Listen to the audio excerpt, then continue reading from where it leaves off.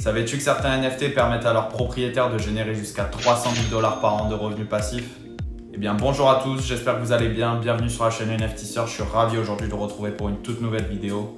Vous avez peut-être entendu parler de certains NFT qui vous génèrent un revenu passif quotidien. Si ce n'est pas le cas, on va découvrir comment est-ce possible avec notamment le modèle de la collection Cyberkongs et les autres projets qui essaient de les imiter.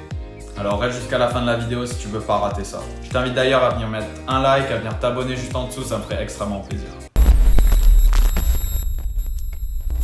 Avant toute chose, je tiens à dire que ceci n'est pas un conseil financier et ne doit pas être considéré comme tel. Je vous recommande d'ailleurs de faire vos propres recherches et de prendre vos propres décisions. Alors récemment, c'est devenu le sujet abordé de partout dans le monde des NFT, le stacking. Comment générer de l'argent passif en possédant un NFT? C'est ce qu'on va découvrir dans cette vidéo. Ce projet d'ailleurs que vous avez sous les yeux en est l'exemple parfait et est d'ailleurs devenu le leader dans le domaine. Ce sont les premiers qui ont développé cette idée et qui veut maintenant être adoptée par tous les projets NFT. Je vous parlais bien évidemment de la collection Cyberkongs qui est constituée de 3 Kongs différents. Le premier qui est le Genesis Kongs, le deuxième qui est le Baby Kongs et le dernier qui est le Cyberkongs VX. Ceux dont nous allons parler aujourd'hui, c'est les Genesis Kongs, c'est ceux qui nous intéressent le plus. Car ce qui est intéressant avec eux, c'est ceux avec lesquels tu peux générer un revenu passif. Et ça, tu as juste à en être le propriétaire du NFT. Il faut savoir que les Genesis Kongs sont les 1000 premiers de la collection Cyberkongs. 10 d'entre eux sont légendaires, mais ça n'importe pas, on va mettre ça de côté. Donc ces 1000 Genesis, ils vont te permettre de générer des tokens qui s'appellent Banana, et ça tous les jours. Chaque Genesis va te rapporter 10 tokens Banana par jour, et ça pour les 10 prochaines années. Ce qui est important à savoir, c'est que ces tokens ils sont gagnés passivement, c'est-à-dire que tu en as juste besoin d'être le propriétaire. On va donc se rendre sur le site CoinGecko où on va pouvoir voir la valeur du token Banana, et on voit qu'il est actuellement à 63,05 $. Ce qui fait un calcul très simple, 63,05 x 10, qui est égal à 630,05 $ par jour. 10 qui est, je vous le rappelle, le nombre de tokens générés par jour grâce à un Genesis. Ce qui fait donc 630 $ par jour de revenus passifs. Pour vous compreniez un peu la folie de ce NFT, on va faire un autre calcul qui va être de 630 x 365, ce qui est donc égal à 230 000. On peut donc supposer que tous les propriétaires de ce NFT gagnent à peu près 230 000 € par an de revenus passifs. Et ça, si on se dit que le token Banana reste seulement à 63,05, comme on l'a vu, car il peut augmenter ou même descendre, car ça reste de la crypto. Il faut savoir que tout est basé sur la valeur du token en lui-même. Maintenant, si vous êtes intéressé pour en acheter, je vous invite à regarder le floor price des Genesis Kongs qui est actuellement à 130 Ethereum, ce qui représente à peu près 500 000 $. Je pense qu'on est tous d'accord sur le fait que c'est clairement pas accessible, mais quand on voit la rentabilité derrière, ça nous donne envie de ne pas rater la prochaine opportunité du genre. C'est pour ça qu'il y a énormément de projets qui ont adopté la même méthode pour déjà apporter de la valeur à leur NFT, mais aussi à leurs propriétaires ou à la collection. Mais je vous le rassure, tous ces projets ne sont pas au prix ridicule de 130 Ethereum. Je vais d'ailleurs vous les faire découvrir tout de suite. Le premier dont on va parler, il s'appelle Subduck. Alors Subduck, c'est un tout autre projet du même style, qui possède lui aussi son propre token qui s'appelle le Volt. Comme vous pouvez le voir à l'écran, il est actuellement à 76 centimes et les propriétaires de chaque Subduck gagnent jusqu'à 10 tokens par jour. Si on fait le calcul, ça génère à peu près 7,60 $ par jour, soit environ 2500 € par an. Ce qui n'est pas énorme après avoir vu le prix des Genesis, mais ce token peut monter ou descendre bien évidemment. Mais déjà avoir la possibilité de gagner jusqu'à 2500 € par an en ne faisant rien, en seulement achetant et en gardant, donc stackant son NFT, c'est juste impressionnant. Le floor price il est à 2 Ethereum, ce qui représente à peu près 7000 €, ce qui est déjà un peu plus accessible.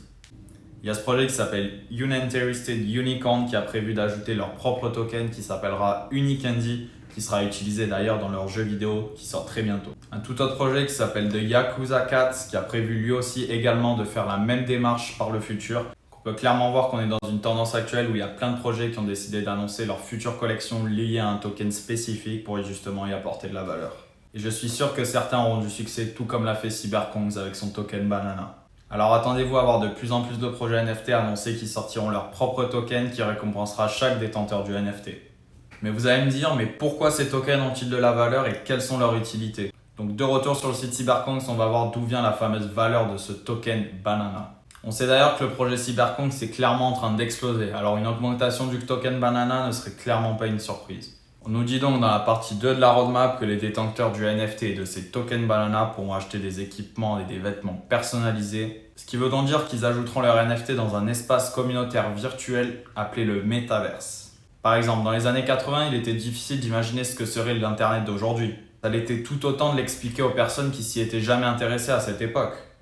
Avec le métavers, c'est un peu pareil. Nous pouvons identifier les attributs de base, mais difficile de définir, d'expliquer ce qu'il est réellement.